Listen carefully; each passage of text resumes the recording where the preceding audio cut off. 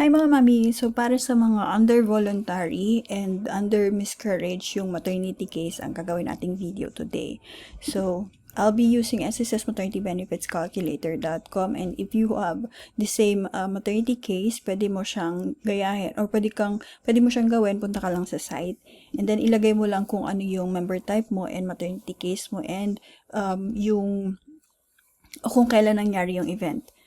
Right, so let's say for example, voluntary member, and then maternity case is stillbirth or fetal death. Ang ibig sabihin ng stillbirth or fetal death, ito yung nawala yung baby before or during the delivery.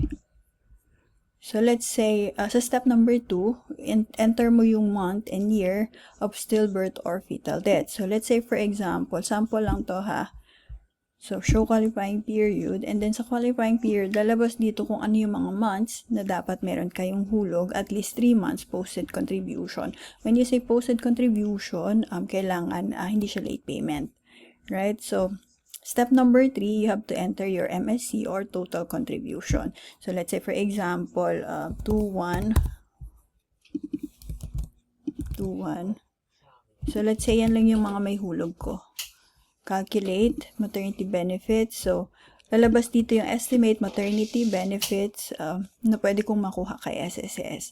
So, sa step number 4, chine-check lang niya dito yung mga missing months mo kung meron ka pang pwedeng bayaran na mga months. So, let's say for example, ayan. So, ito yung mga missing months mo. Ayan, as per dito sa pinil up natin.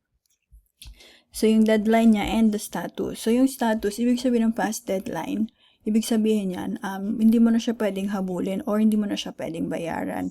If ever man na may nakapag-generate ka ng PRN and pwede mo siyang bayaran, considered late payment na yon. So, hindi siya i-count ni SSS. So, let's say for example, kunwari may hulog ako sa lahat. Yan, calculate.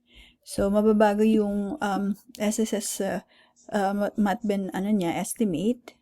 Ayan. And sa step number 4, kung mapapansin mo, lahat naka-green na siya. So, ibig sabihin, lahat ng months is na-fill upan mo or may contribution ka. And then, step number 5, filing ng MAT1. So, dito, tinatanong lang dito kung nakapag-file ka na ba or hindi. So, meron tayong drop-down answer dito. I-select mo lang kung ano yung applicable sa inyo. So, this is case-to-case basis. Kung ano yung sa inyo or kung ano yung applicable sa inyo, yun yung iselect nyo. So, let's say for example, yes, I already filed MAT1. Then, there's again another question dito. Did you receive or see confirmation? So, let's say, yes, I have a confirmation or proof. So, yan. Kung halimbawa naman, no, I have not filed MAT1. So, meron ditong next action na kailangan mong gawin. And then, my former employer or HR filed it before. And then, there's another question here.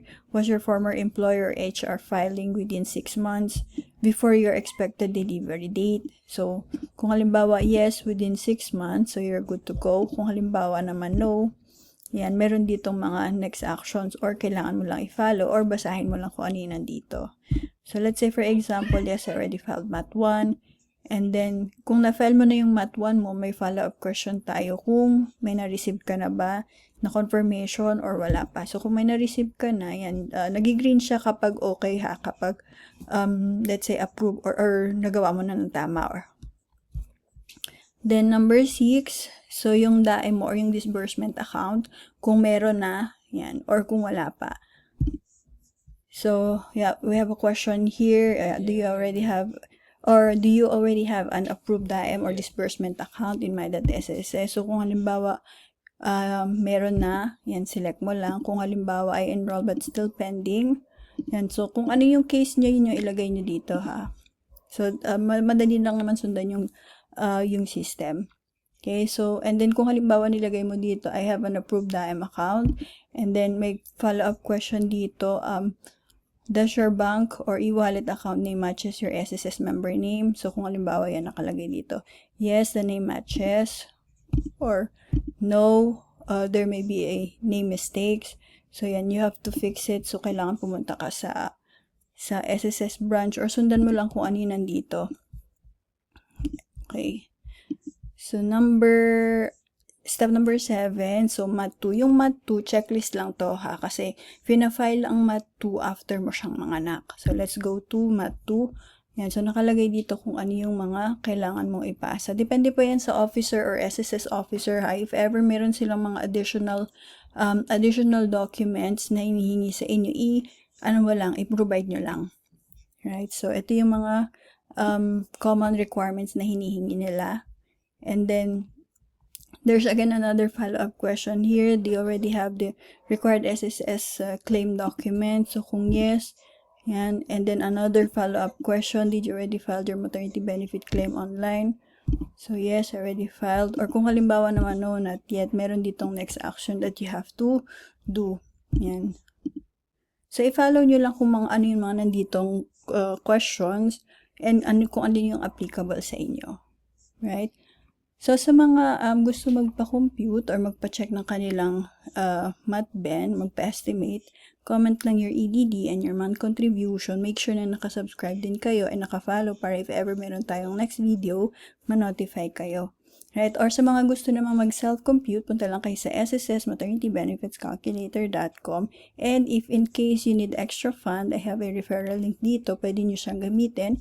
I-click nyo lang siya and then you will be directed to Union Bank Credit Card. Wala po tayong commitment dito whether you're approved or not. You can just fill up this and submit mo lang. Yan. So kung na-approve kayo, this is very helpful just in case you need extra fund kung may mga emergency kayo.